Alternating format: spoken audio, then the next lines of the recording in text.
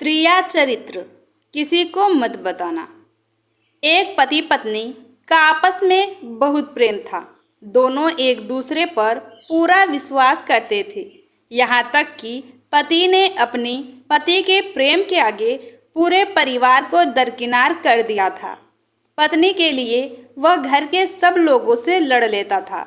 वह जानता था कि उसके माता पिता कितने सीधे और सच्चे हैं, लेकिन जब कोई मौका आता तो पत्नी का ही पक्ष लेता था।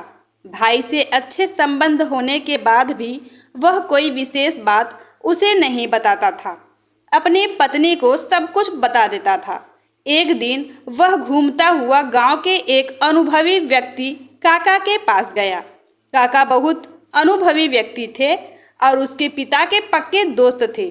दोस्त तो अब भी थे, लेकिन पहले जैसा घूमना फिरना उठना बैठना नहीं हो पाता था। काका को अपनी राजी खुशी से बताते समय अपनी पत्नी के बारे में अधिक बोलता था, उसकी प्रशंसा करता रहा था। उसने यह भी बताया कि जो भी राज की बात होती है पत्नी से वह नहीं छिपाता है। विश्वास के मामले में उसने पूरे परिवार को शक की नज़र से देखना शुरू कर दिया था। जब यह सब कुछ बताकर थक गया तब काका ने कहा, जो तुम सोच रहे हो वह सही नहीं है। अपनी पत्नी के बारे में तुमको ज़रूरत से ज़्यादा विश्वास है। किसी समय परीक्षा लेकर देखो, फिर पता चलेगा कि कौन कितनी राज की बात छिपा सकता है। मैं यह नहीं कहता कि तुम्हारी पत्नी का प्रेम सच्चा नहीं है।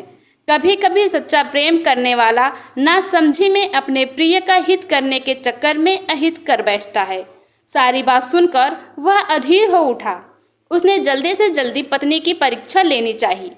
उसने काका से कुछ करने के लिए पूछा तो काका ने उससे एक नाटक रचने को कहा और उसे विस्तार से समझा दिया। एक रात की बात है, उस समय वह एक कटा हुआ तरबूज अंगोछे में लपेटे हुए लाया। उसकी पत्नी ने देखा अंगोछे से टपक टपक कर लाल बूंदे गिर रही है। वह पत्नी से बोला, देख किसी से कहना मत, मैंने एक आदमी का सिर काट लिया है, इसे छिपाना है, नहीं तो मुझे सिपाही पकड़ लेंगे और मुझे फांसी की सजा मिलेगी। उसने अपनी पत्नी से एक फावड़ा मंगवाया और घर के बाएं ओर थोड़ा चलकर एक पेड़ के नीचे उस अंगूछे में लपेटे तरबूज को रख दिया। वहीं उसने एक गड्ढा खोदा और उसमें उस तरबूज को अंगोछे सहित गाड़ दिया। ऊपर से मिट्टी डालकर वह जगह को समतल बना दी। उसकी पत्नी इस घटना से बेचैन हो उठी। अपने पति से कुछ नहीं कहती थी, बल्कि अंदर ही अंदर घुटन महसूस कर रही थी। उसे एक दुख सा महसूस होता था। अब वह मन में रखे इस बोझ से हल्का होना चाहती थी।